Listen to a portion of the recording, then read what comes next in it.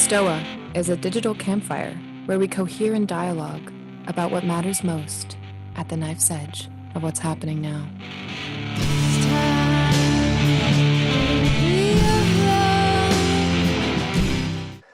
Welcome to the Stoa. I am Peter Lindbergh, the steward of the Stoa, and the Stoa is a place for us to cohere and dialogue about what matters most at the knife's edge of this very moment. And today we're going to get some culture war on with Paul Vander Klay. And for those of you who don't know, Paul is a pastor at Living Stones Christian Reformed Church in Sacramento, California. And he runs a popular YouTube channel, having conversations with the likes of Jordan Peterson, Jonathan Pageau, and John Vervaeke. So this is going to be a standard Q&A kind of conversation at the Stoa. I think I see some new faces. So how it goes here, Paul and I will have a brief conversation. He'll share his thoughts on the title of today's talk. If you have any questions, throw them in the chat box. I'll call you to unmute yourself. If you want me to read it on your behalf, let me know, because this will eventually go on YouTube. We have about 50 people RSVP'd, but half of that is here, so we might have more people trickling in. So that being said, do I have anything else I want to say? No, I don't. So, Paul, how's it going today? You're on mute. Yeah. I'm doing well. Cool. So I thought before we dive into the kind of like the theme of today, maybe you can kind of, for people who are just coming in, who don't know nothing about you, like who are you? What is your maybe worldview? And what maybe some themes that have been coming up on your YouTube channel and what's at the edge of your thinking. Okay. Well, my name is Paul Vander Klay. I'm a minister in the Christian Reformed Church of North America, a denomination that was established by, it's basically Dutch Reformed. There are about 2/5 of the Christian Reformed churches in Canada and the rest in the United States. I have been a pastor here in Sacramento for 23 years. Before then, I was a missionary in the Dominican Republic. I, for the most part, have sort of done my job quietly in my little corner of the world. And about 3 years ago, I became acquainted with Jordan Peterson's work, and I was fascinated by his work, and I was equally fascinated by the following that he was developing. And when he started the biblical series, I thought, this is something worth jumping into.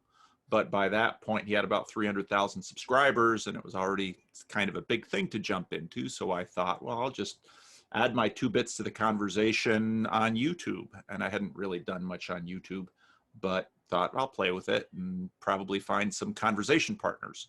Like many who were excited about the work of Jordan Peterson, I was having difficulty finding other people who were watching dozens of hours of him. Then I wanted to talk about it with someone. So I thought, well, if I do a YouTube channel, I'll probably be able to talk with 5 or 10 other people who are interested, who somehow find my channel. But I was unprepared for what would happen, which was a lot of other people found my channel. And I had way more conversation partners than I ever had before. And so I started doing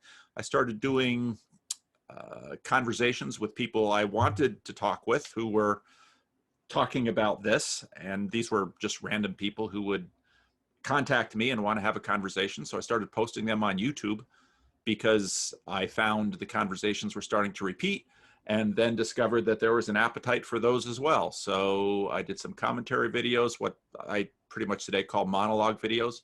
It's basically my processing what John Vervaeke calls the meaning crisis. I just finished this afternoon a conversation with Cale Zeldin, who was raised Roman Catholic and just recently wrote a penetrating article about sense making. He's been listening to IDW characters. And so I've found this a good way to try to process what I think is the end of modernity.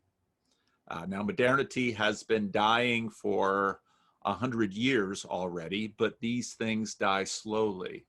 And perhaps where I fit into this space is Jonathan Pageau is an Eastern Orthodox icon carver. I'm a Protestant, and John Vervaeke is a non-theist. And I continue to believe that Christianity is a viable option for people who are looking to escape from the meaning crisis and find sense making.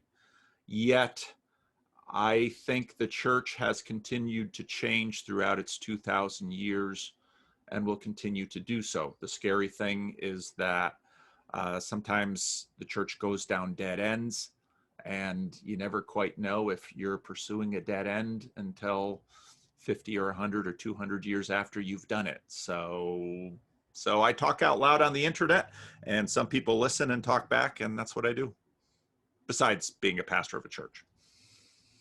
Right. And I said beforehand that I was, so I'm obviously Stoic, but secretly a Christian, not so secret. And I'm Orthodox Christian, actually. So I got my prayer rope right here. So me and Jonathan Peugeot have a fellow company there. So I'm curious, why the Protestant path? And I think I read your bio, that was something that you fell into, you were baptized into. No, yeah. I'm third generation minister in the Christian Reformed Church. So this is my tribe. This is my family. A lot of people listen to my videos and are rooting for me to change traditions, but I have no plans on it. The Protestant angle, I brought that up in my conversation recently with Jonathan and John. I'm not promoting Protestant in it, but the Protestant Reformation, I think in many ways, is both at the root of the dawning of modernity, and unresolved issues in the Protestant Reformation, I think, are driving some of the causes of its demise. And so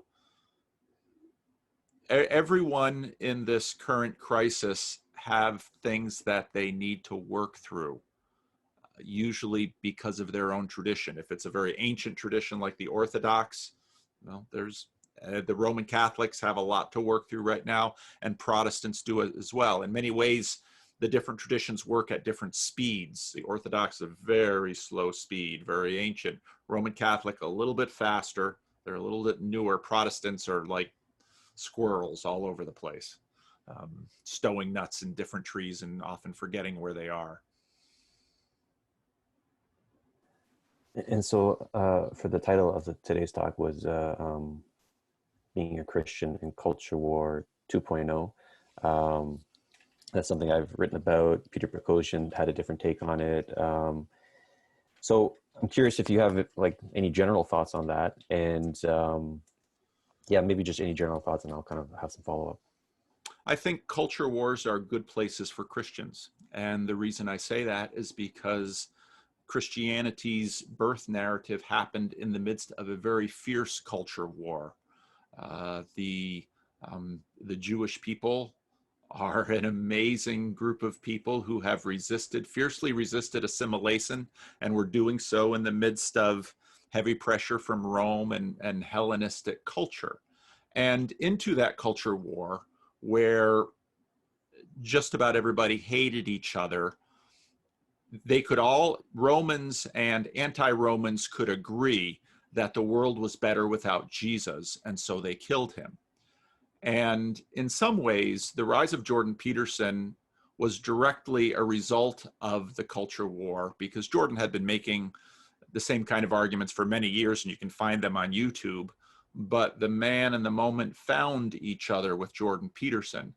And I think Jesus is, well, he's the master and he's the example because of how he lived in the midst of a culture war. The Romans just didn't quite understand him. The Zealots were probably deeply frustrated with him, and the Pharisees, who should have been closest to him in that culture war, eventually had a hand in putting him to death. But after his death, resurrection, and ascension, many of those Pharisees became Christians of a sort. So I think even though Christians will complain about culture wars because they're hard on us and they're tremendously uncomfortable, I think Christianity is uniquely suited to a culture war environment, because it does the one thing that culture war can't make sense of: it loves its enemies.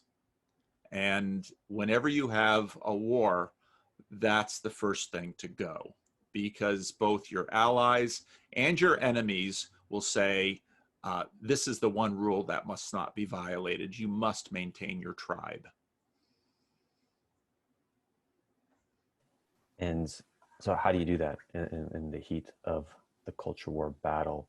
And maybe how do you do that generally, and how do you do that personally? Well, Jesus, the heart of Jesus' command is love the Lord your God with all your heart, soul, mind, and strength, and love your neighbor as yourself.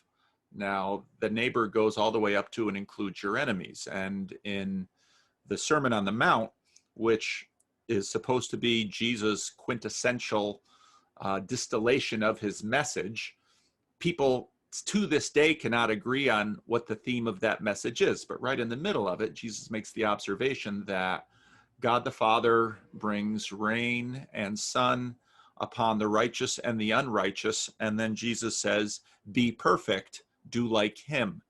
And so if in the midst of a culture war, you simply display weakness, which means you're just the embodiment of niceness and, oh shucks, can't we all get along? That doesn't really work. It's loving someone you disagree with, and sometimes someone you disagree with greatly. Now, in this context, we immediately think of some political rival in the culture war. But for many of us, the people that we love are also the people that potentially we might hate. They might have been a bad parent. They might have been an unfaithful spouse. They might be a rebellious child. They might be a traitor to some ideological tribe that you care deeply about and are committed to. So how do you love that person and not lose yourself? And I think it's that sort of thing that we see from Jesus, because if you read the Gospels, he's no pushover. He doesn't have a problem denouncing things, whitewashed tombs. He calls some of his adversaries, and again, a lot of these adversaries are the ones closest to him in terms of beliefs. Yet, this is the same man that at his execution prays for the forgiveness of his executioners while his body is dripping with the mocking spittle of his enemies.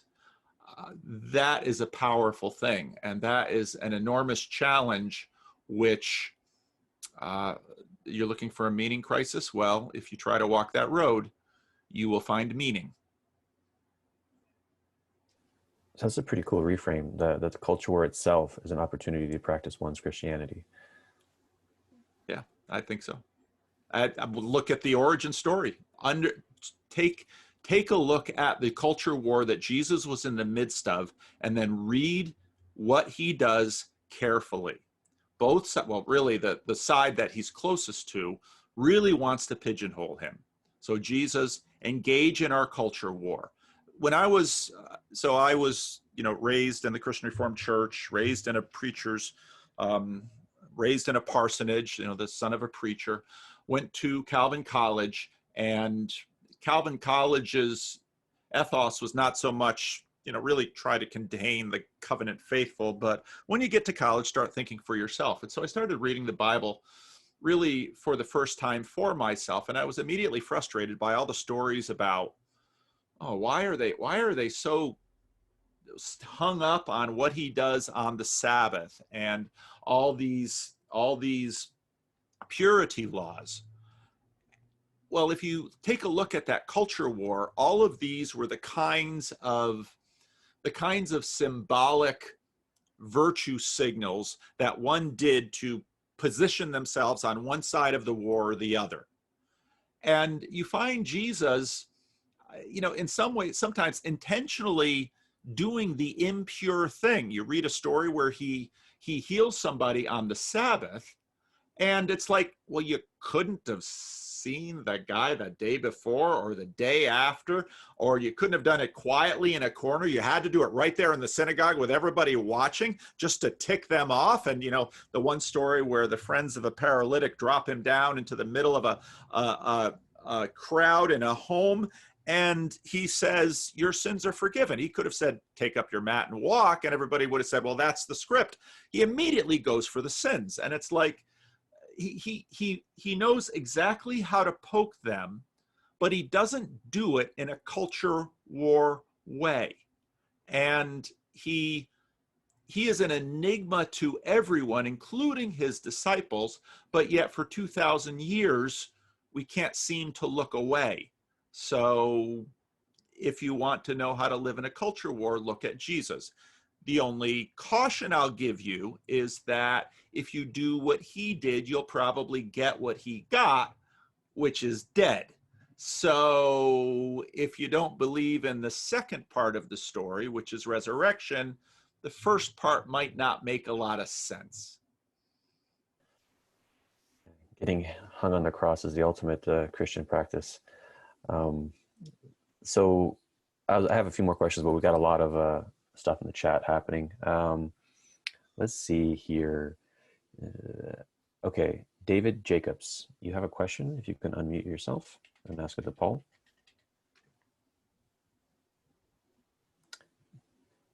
David, you here? I guess I'll just read it. I wrote it down. So I was fascinated to come on to this talk about the culture wars because I am been watching it very carefully for the last 4 or 5 years, and I'm wondering how you explain the vilification and the demonization of the enemy by right-wing evangelicals and the politically conservative Christian nationalists. I know I'm throwing a lot of words out there. You pick the one you like the best. That's fine, Dave. Dave is a member of our local Sacramento meetup, so it's fun to get his question. How do I explain that? Christians aren't always very good at being Christian, and they're just not. That's been the story right from the start. 1/6 of his disciples betray him. Only one of those 2 was restored. And if you read the New Testament closely, there was a fierce debate about what it meant to be a Christian. And if you look at the story of the Apostle Paul, you look at Stephen, if you thought that the adversity against Christians were bad, well, amongst Christians it was terrible too. I'm a Protestant, and so I believe that Christians are saved by grace. Now, I know that is often read as somehow a dodge, but I, being a Christian, know that I'm often bad at it. And so I'm thankful for a doctrine that says that my Lord is patient with me, and whatever I do, whatever good I do in his name on his behalf is done out of gratitude. So, and I think not to pick on people, let's say to the right of me politically, but what we've seen over the last few years is those on the left know how to treat their outgroup poorly too. So I think that's a human thing, and ideally, following Jesus will in increasing measure lead us to extend grace to an ungracious world. Cool. Dan Feldman, you had a question. Yes, I had a question. Doesn't the dualism inherent to patriarchal monotheistic religions such as Christianity fuel the meaning crisis itself?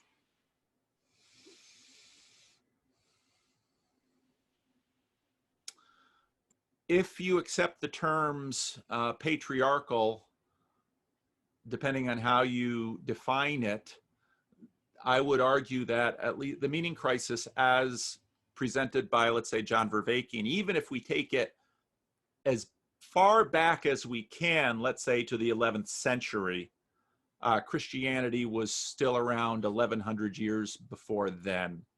I think a lot of the meaning crisis that we're dealing with now is a product of modernity and a product of a lot of systems that suggest that, I have hours and hours of video on this stuff, that suggest that we are not what we think we are.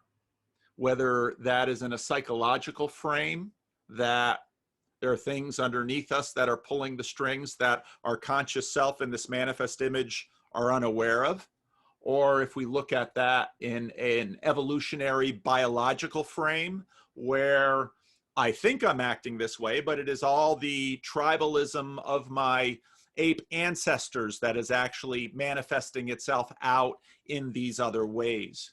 So I wouldn't say that you can place the meaning crisis, as we've been talking about, at least in the Vervaeke channels, to the feet of Christianity, unless you also place that, unless you also place the scientific revolution at its feet.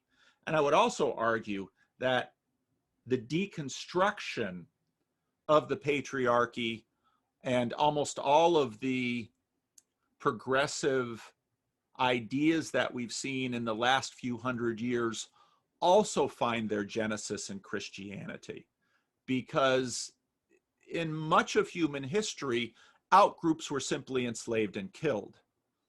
Why does the victim of societal oppression gain status in our narratives? And I would think that Nietzsche spoke presciently about it by saying, well, it's that Christianity that somehow made everyone equal, and you have this Jesus that dies for people who think wrong. So that would be my answer to that. Good. Can I ask a follow-up to that Yeah. question, Peter? Just one, Dan. Okay, just one. I think the issue is I think you focused on the patriarchal part of my comment, and for me, the more prescient word there is dualism.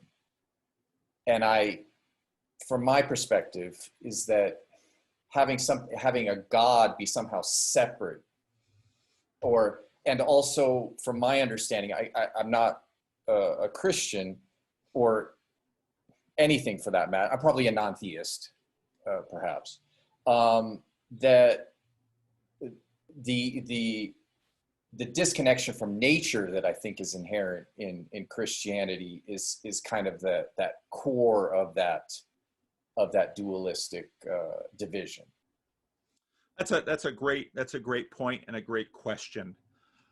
If you listen to Brett Weinstein, David Sloan Wilson, I think they make the compelling argument that human beings are not simply biological creatures, but fairly early on, a culture strain developed in us that you simply can't understand a human being without those two tracks, both let's say the material genetic track and the culture track.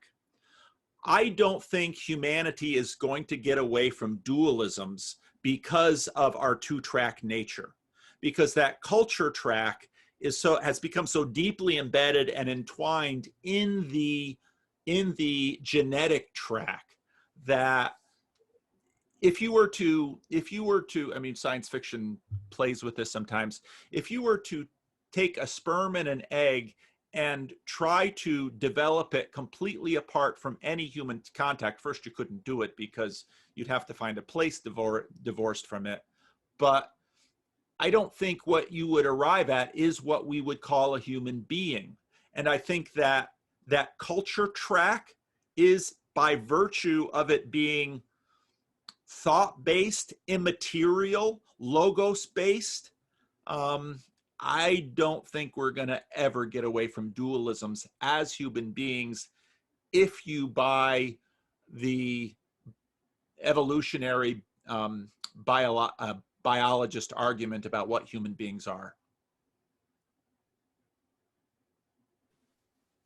Right. I can tell Dan has another follow-up, but do you want to sneak it in, Dan? I'll give you one more. I'll sneak it in. And I don't want to, I guess my point is that, like, for example, with Taoism, for example, there's the yin yang.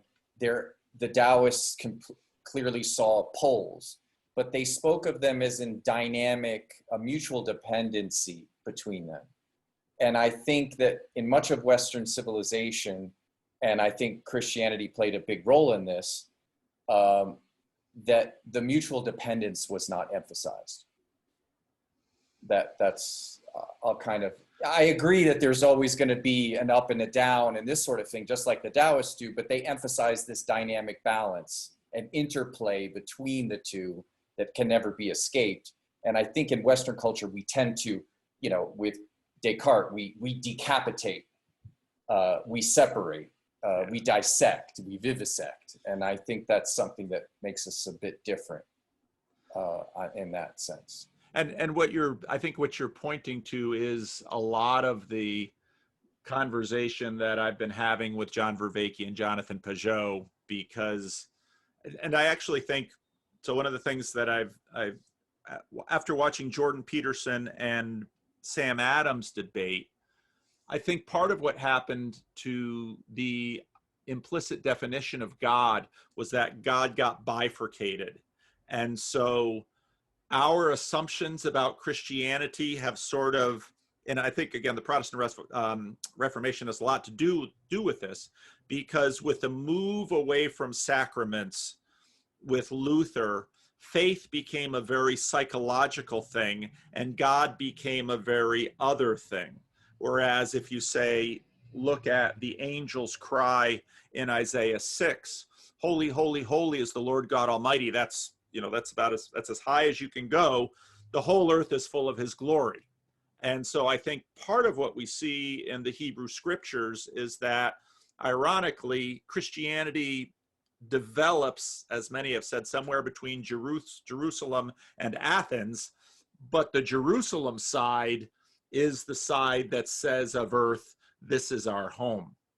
And so these issues have been debated broadly throughout Christianity for a very long time, and you can still find them today. I think, in fact, many conservative Christians in the West are functional Gnostics. When you hear them say things like, well, to be a Christian means going to heaven when you die. Well, Christians, in terms of the idea about the intermediate state, do believe they'll be with the Lord when they die. But in Christianity, our final status is resurrected, is bodily resurrection. So it's also ironic that with a modern skepticism about the resurrection of the body, I think that sort of distorts Christianity away from the cry in Genesis 1 of God saying, of our embodied creation in the flesh, it is good, it is very good. So, but you make a great point. I withdraw. All right. Thank Thank you very much, Paul. Limited to 2 follow-ups for this session. Okay, we got Laura. Laura's next. Hi. Let's see if I can pull up my question again. In loving your enemies, how do you balance holding firm to your beliefs and remaining open to the possibility that your enemy might have a truth to offer you? And how does a Christian move past a sense of righteousness of belief when necessary? It seems like many tribes in the culture wars seem to struggle with this. I think there's a reason we all struggle with it, because it's really hard. First of all, I think with Jesus, we see he manages to do this. But one of the amazing things that we see about Jesus, and you can see it in the Old Testament as well, in Genesis 18, where Jesus seems open to the influence of others. And you would say, well, if the Son of God incarnate comes down, surely he should be talking all the time and he wouldn't need ears. But that's clearly not the portrait we see with Jesus. So I think it takes the development of wisdom. And this is one of the real contributions I see John Vervaeke making to the conversation, and Peter with the Stoa as well, because I've heard these themes coming out of this conversation as well, that we must cultivate wisdom, and Christians don't have a corner on wisdom. If you read the book of Proverbs carefully in the writings in the Old Testament, you'll notice that many of the Proverbs come from non-Hebrew sources. The book of Job, which may very well be the oldest book in the Bible, many people believe, many scholars believe that the book of Job as we currently have it is an adaptation of other wisdom literature prior to that. Even the stories such as Genesis 1 and 2, I think, are in conversation with Egyptian and Babylonian creation stories as well. So if the Bible can listen to others, and if Jesus can listen to others, and if God the Father stands before Abraham, which is the older of the two, because very pious people said, no, Abraham must stand before God. But if God can stand before Abraham, and Abraham can plead the cause for Sodom, and God will listen and negotiate with him, well, we shouldn't be so full of ourselves as to be above God. So no, Christians have a hard time with this, because human beings have a hard time with this, because especially when we get angry, and culture wars tend to do that, that anger fills us with a feeling of righteousness, and then we tend to do most of our damage. So it's a great question. Any follow-up, Laura?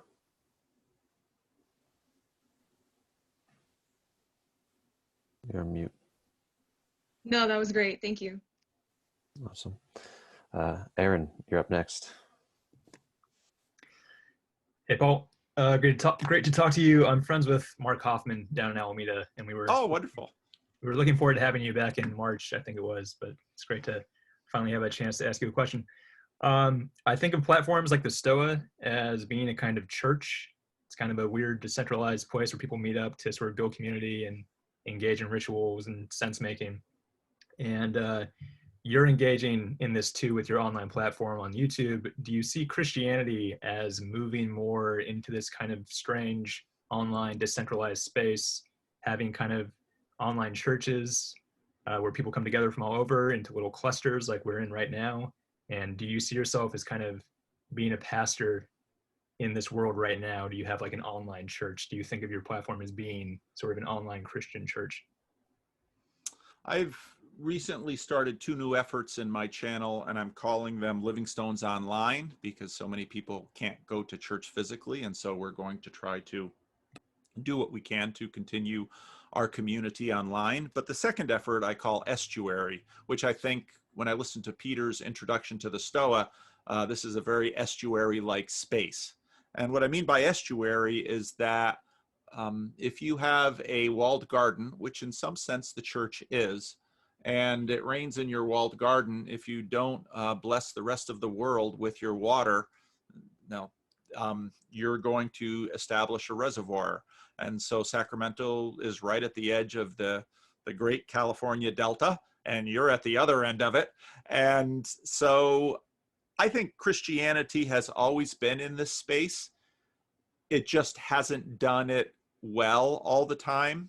In the book of Acts in Ephesus, Paul rented a hall. The Apostle Paul rented a hall called the Hall of Tyrannus, and the book of Acts describes him as regularly meeting there and discussing the philosophies and the ideas of his day. He also did this on Mars Hill in Athens. I think medieval monasteries did a similar thing by, why do we have the monastic movement preserved the pagan writings of the ancient world? Why would monasteries do such a thing? Why didn't they not only not burn the books, but copy them? So the church has done this, I think, throughout its time, but the church always has 2 things to deal with. And in my tradition, we call them common grace on one hand, which says God speaks through creation and he speaks through others, but also, special revelation. And so the church has to somehow maintain both the understanding of an antithesis, but also the understanding of common grace. So I'm hoping that my whatever efforts I can contribute to creating an estuary-like space I think it makes churches better to to talk and to listen. As the old adage says, we're given one mouth and two ears. And churches sometimes major on the mouth and forget they have ears. Thank you. Andrew, you had a question. I copied and pasted it for you. If you can unmute yourself. Yeah, g'day Paul and Peter, how you going? Yeah, my question was really just your thoughts on the shift, if you think there has been one in the new atheism in the last decade or so. This is a bit of a smaller focus question than the ones we've had, but somebody like a Sam Harris and, I don't know, Peter Boghossian and people like that you mentioned from time to time on your channel. If I think back 10 years, they probably were more of an opponent, someone to contend with, but in recent times, they've sort of been on the same side, I guess. So I'm just wondering what your thoughts on, what happened there, what took place, and just interested in what you've got to say there. A very astute listener of my channel that I've had a number of conversations with, he's a cardiologist up in Idaho, noted to me that you begin to hear from people often when their assumed power in society is slipping. And we've seen that from Christians for a very long time, all throughout modernity.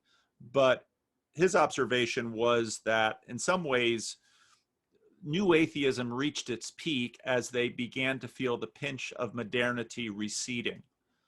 The irony of that recession is that new atheists are increasingly finding themselves allied with Christians who are making assertions about some fixed aspects such as human nature.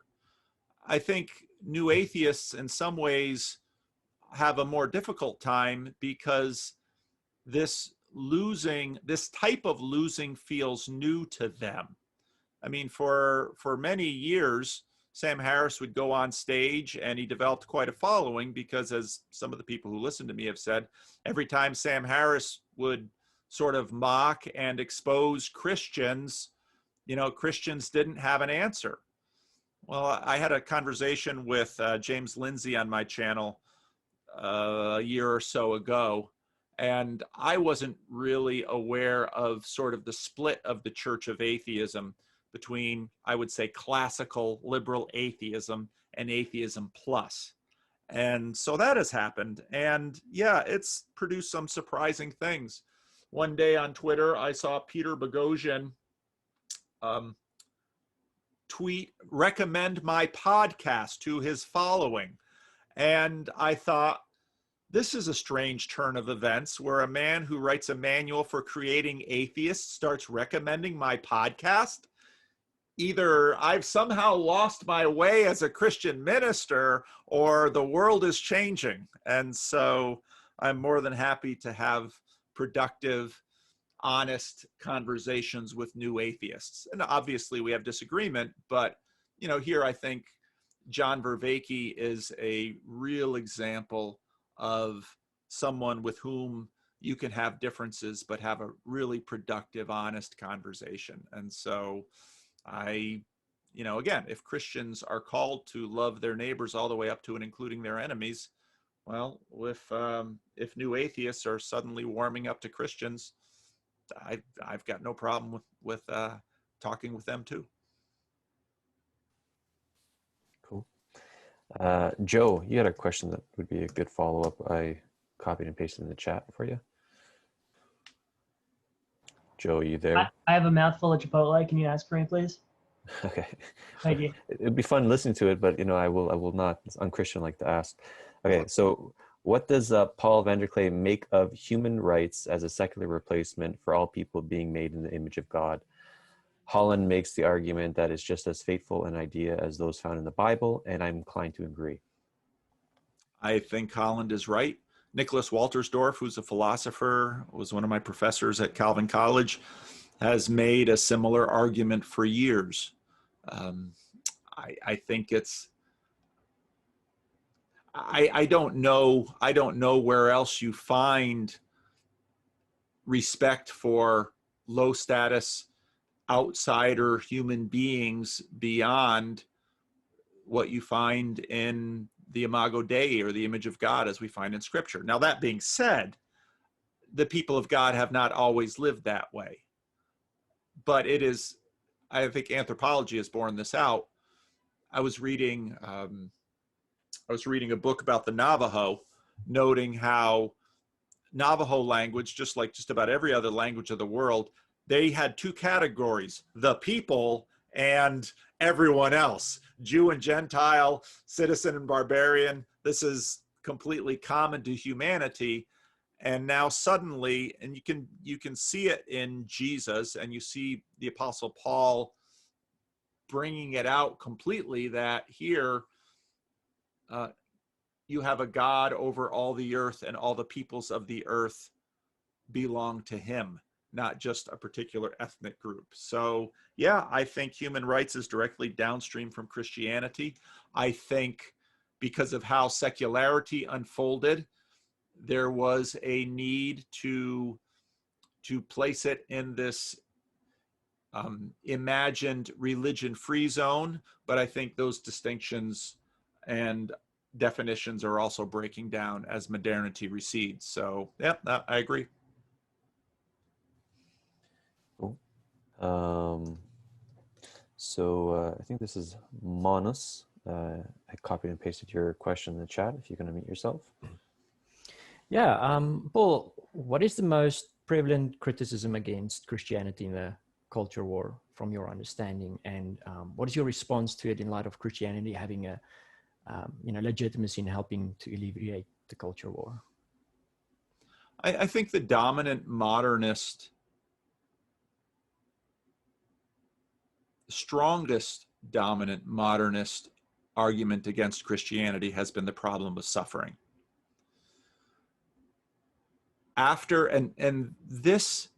The formulation of the problem of suffering, or the problem of evil, arose, interestingly enough, after the destruction of Lisbon, because that was right at the beginning of the modern period. It really shook the world.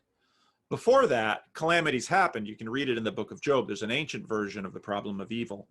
But after human beings began to have a vision of our capacity to manage the world in a better way than nature did, once we had the kind of technology that began to have an impact on plague, on famine, human beings began to say, hey, if we can run the world minimizing plague and famine, war we struggle with, but if we can run the world minimizing plague and famine, why do we imagine that there's a benevolent God up there managing the world? Aren't we better managers of the world than God?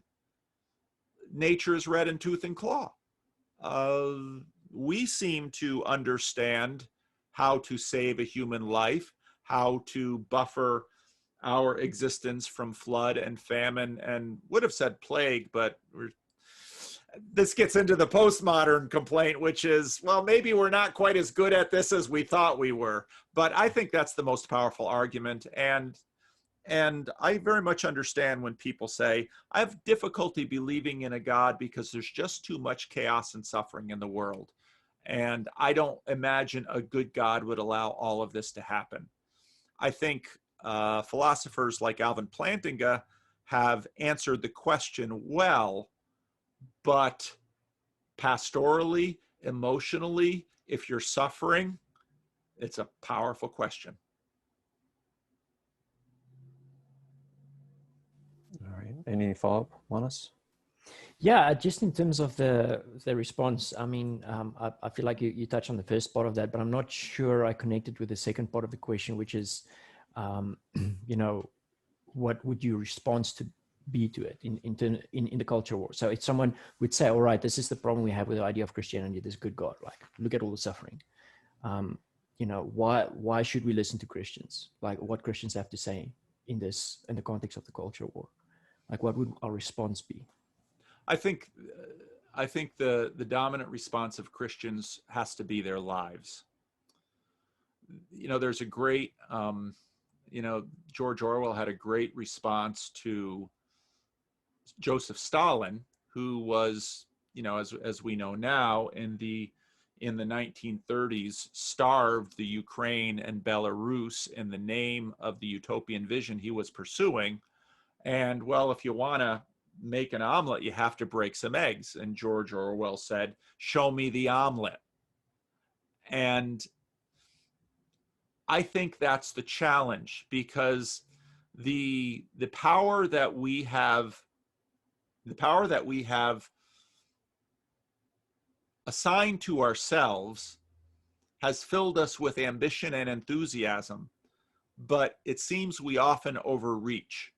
And so I think the best answer that the Christian church can give are the lives of its people.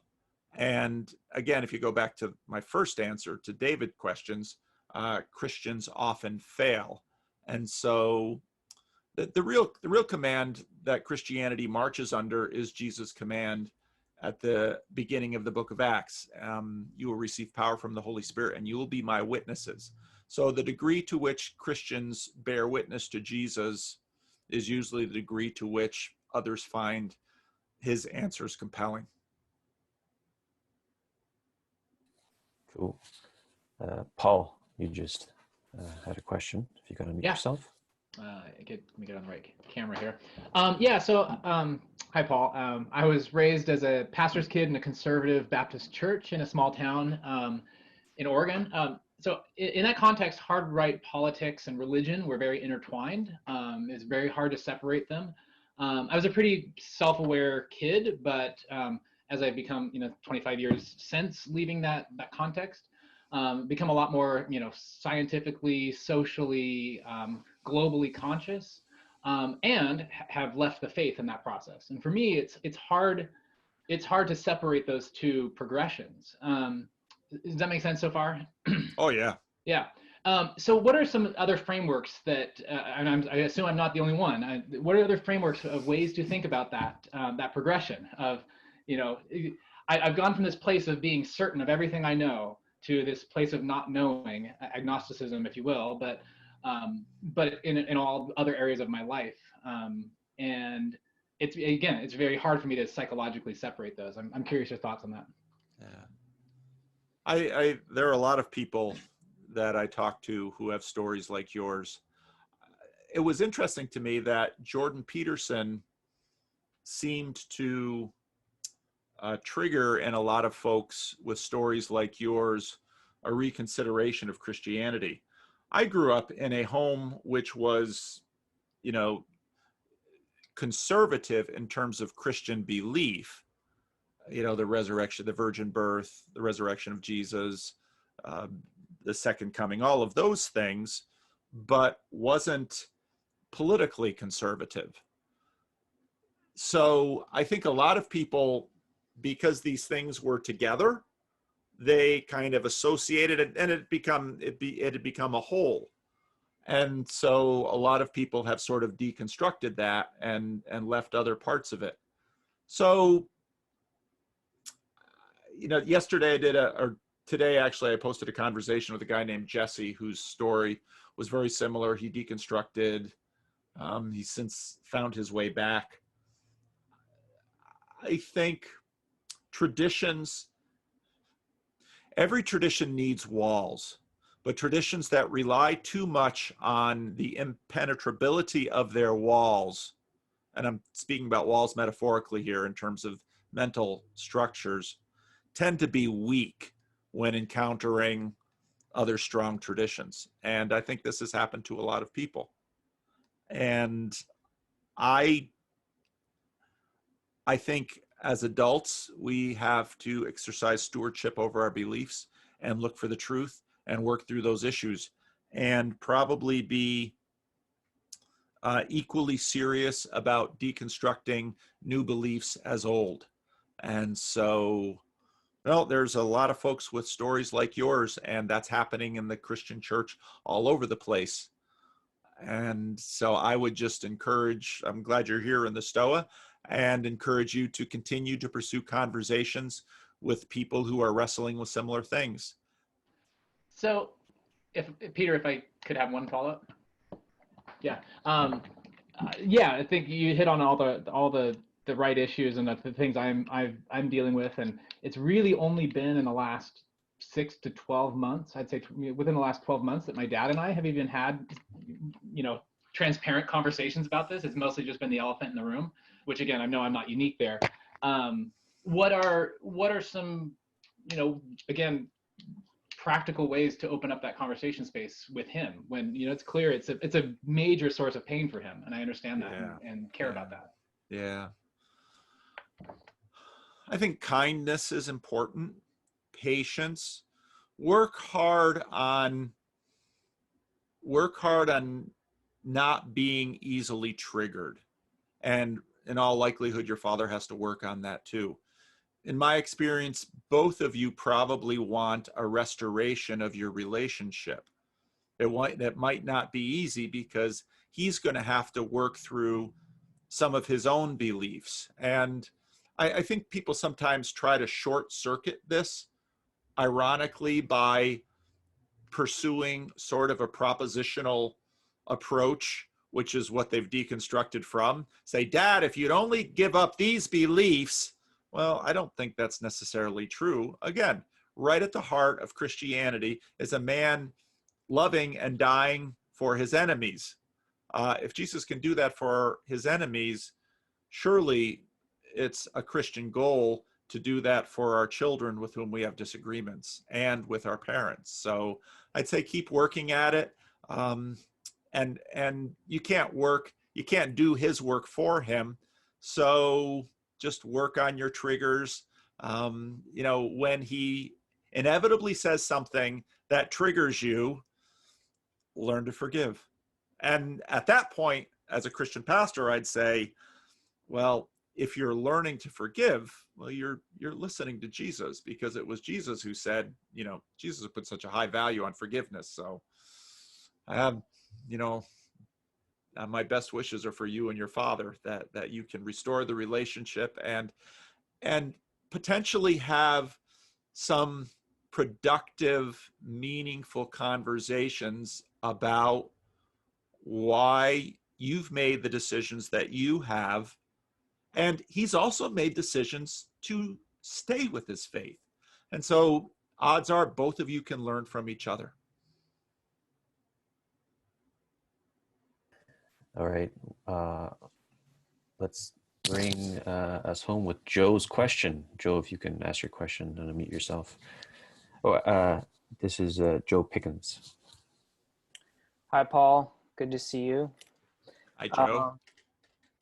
So I was listening to, actually, I wasn't listening to the first part of Paul's question just now because I was too busy formulating my own question, but I caught the tail end of it, and it seems somewhat relevant to my question, which is, I see a necessity for Christians, many of whom are very close to me and who I care for deeply, because that was the Protestant tradition that I was brought up in. I see a necessity for them to take the plunge, so to speak, into postmodernity and to integrate modernity with postmodernity into a Christianity, if that's what they want. But there seems to be this huge dividing line within my own family and my community between those who have taken that plunge and those who have not. And I feel like I'm in this unique position and feel called in a way to reconcile those two tribes. Just, if nothing else, just within my own family and my community. And I was wondering if you can speak at all to that dynamic between those two tribes, and if you have any experience with that.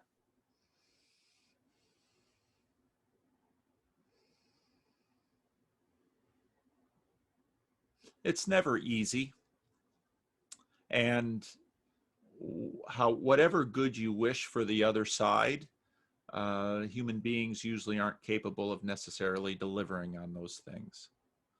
So I find, again, the central admonition of Christianity to love to usually be the best pathway forward.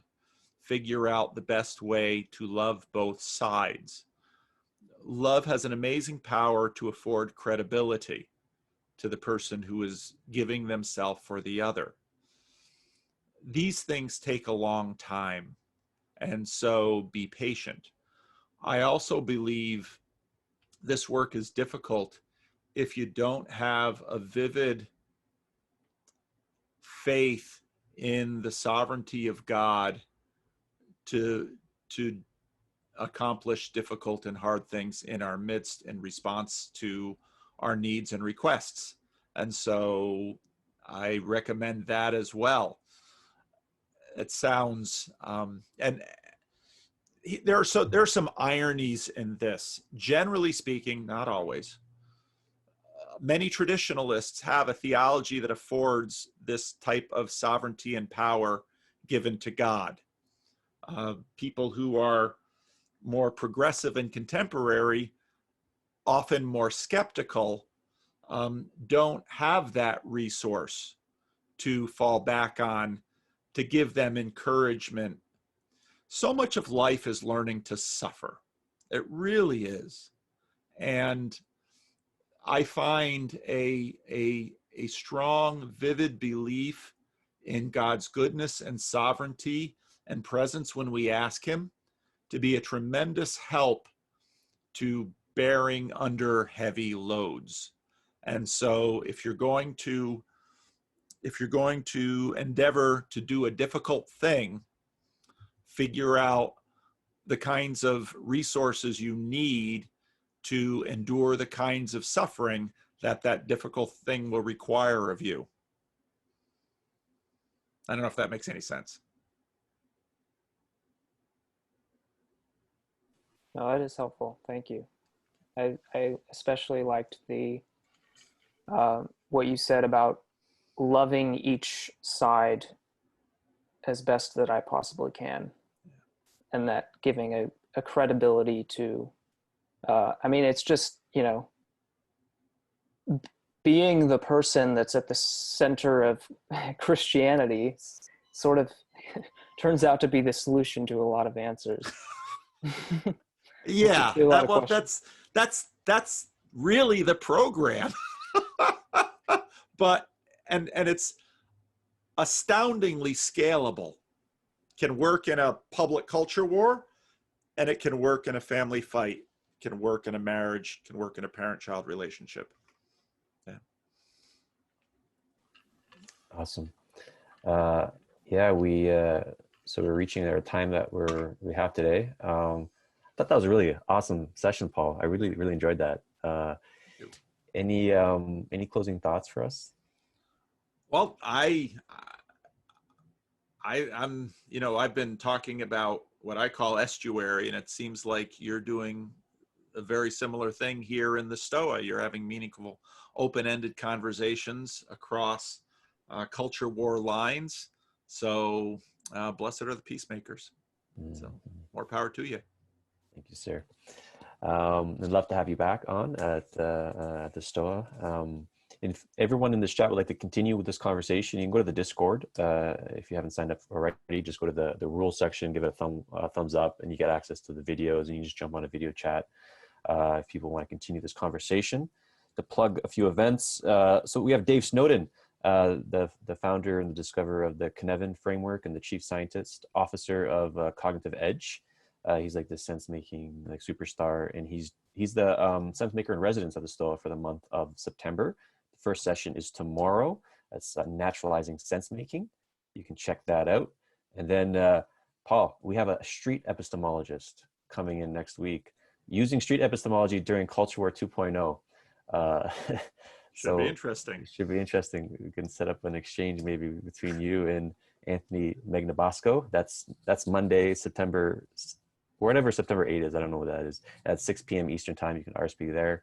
And if you like all these activities at the Stoa, you can support us on Patreon at the link below. All right, everyone. Much love. And thank you again, Paul, for coming out today. My pleasure. Thanks for having me.